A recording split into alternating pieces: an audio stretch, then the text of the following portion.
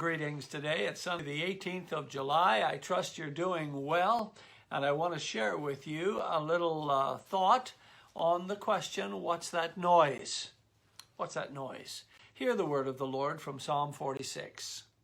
God is our refuge and strength, an ever-present help in trouble.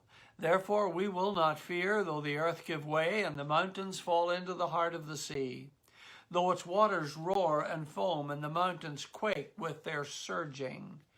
There is a river whose streams make glad the city of God, the holy place where the Most High dwells. God is within her, and she will not fall. God will help her at the break of day. Nations are in uproar, kingdoms fall. He lifts his voice, the earth melts. The Lord Almighty is with us. The God of Jacob is our fortress. Come and see the works of the Lord, the desolations he has brought on the earth. He makes wars cease to the ends of the earth. He breaks the bow and shatters the spear. He burns the shields with fire. Be still and know that I am God. I will be exalted among the nations. I will be exalted in the earth, for the Lord Almighty is with us, and the God of Jacob is our fortress. I want to look specifically at verse 10. Be still and know that I am God.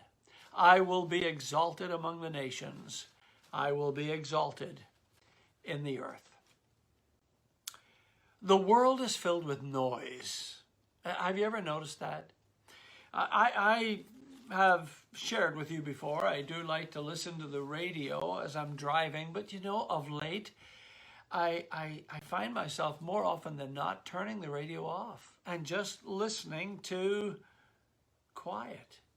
I'm just listening to the noise of the car. I'm listening to the road noise. I'm not listening to anything else. It's actually a great therapy because it doesn't take a lot of effort to listen to nothing. I've noticed recently that it takes more effort to listen to music than I thought it did. It's not a passive exercise. It really does require some measure of brain function and brain energy to listen to music. But in the quietness of the drive or in the quietness of the moment, there is so much that we can actually hear. Good old Wikipedia says this about noise. Now, noise. It is the unwanted sound usually considered unpleasant, loud, or disruptive to the act of hearing. So noise, while there may be some good noises, in this context, Wikipedia says it is an invasion. It's an unwanted sound, usually considered unpleasant.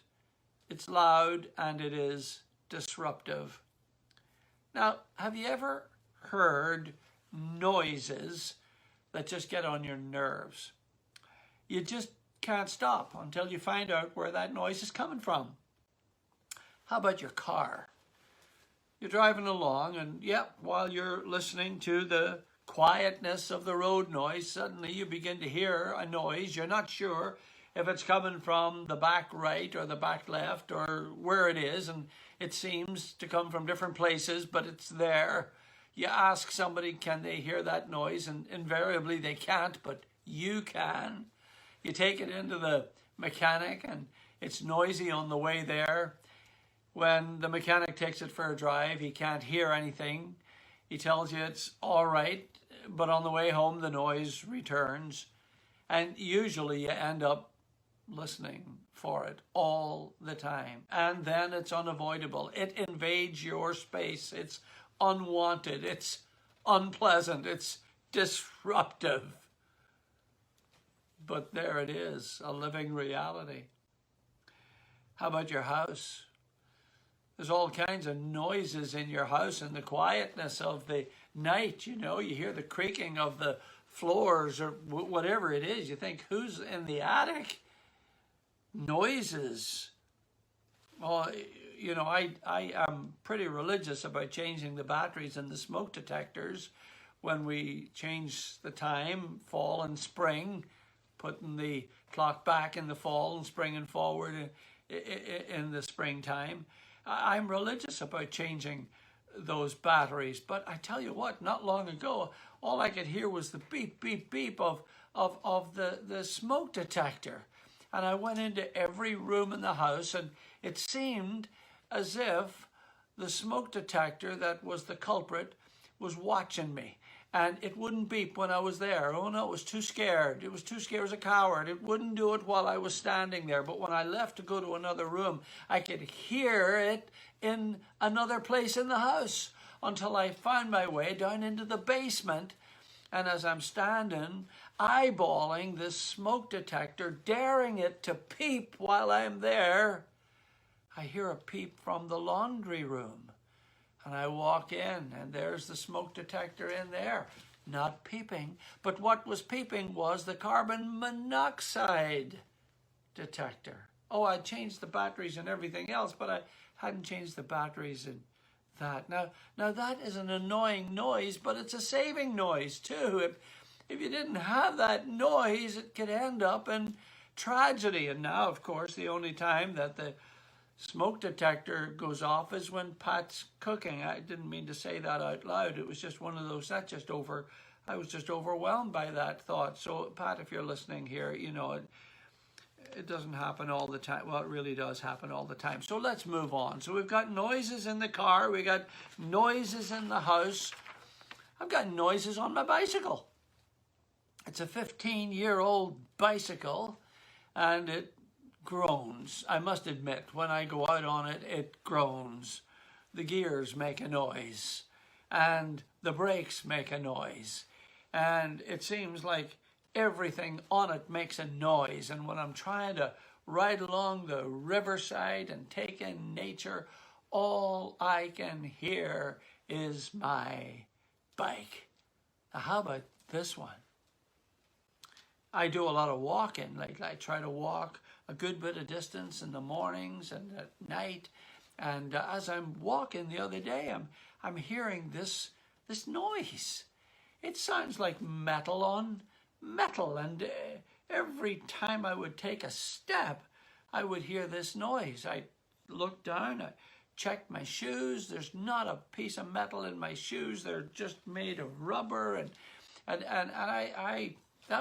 that's it, and whatever else it's made of, but there's certainly no metal in them. And I'm walking again, and I'm hearing this noise. And I'm thinking to myself, well, if I slow down, let's see what happens. I slow down, and the noise disappears. Then I begin to pick up the pace, and I hear the noise again. And lo and behold, I incline my ear to my belt. And my belt has a pretty big metal piece on the front, and it sort of latches into another metal piece, and it wasn't latching properly. And lo and behold, with every step of my walk, this metal upon metal. Do you know, it took me 4 days to discover that that's where the noise was coming from, but it was aggravating. It was intrusive. It was unwanted. There are all kinds of noises. I've given you some funny examples here, but I want to get to a serious point. There's all kinds of noises that are unwanted, and they're intrusive. And the world that we live in is full of noise. It is perhaps time for all of us to walk away and turn our back on the noise of life and enter into the stillness that Psalm 46 is talking about. Into that stillness where there's the absence of distraction. Into that stillness where there is that quietness that oftentimes we are so uncomfortable with, but it is absolutely necessary. So if the psalmist in 46 verse 10 says, "Be still," in order to know that God is God, here's what the psalmist said in the 37th song. "Be still before the Lord and wait patiently for him. Fret not yourself over the one who's prospering in his way, over the people who carry out evil devices, but just be still before the Lord and wait patiently for him to work with you. What a beautiful thought that is. That's a wonderful sentiment that all of us need to get a hold of.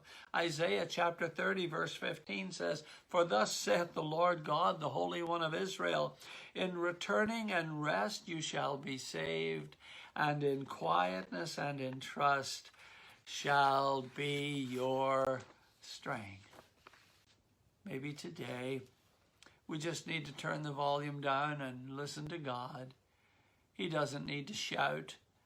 In fact, the Bible says that we hear him in the still, small voice.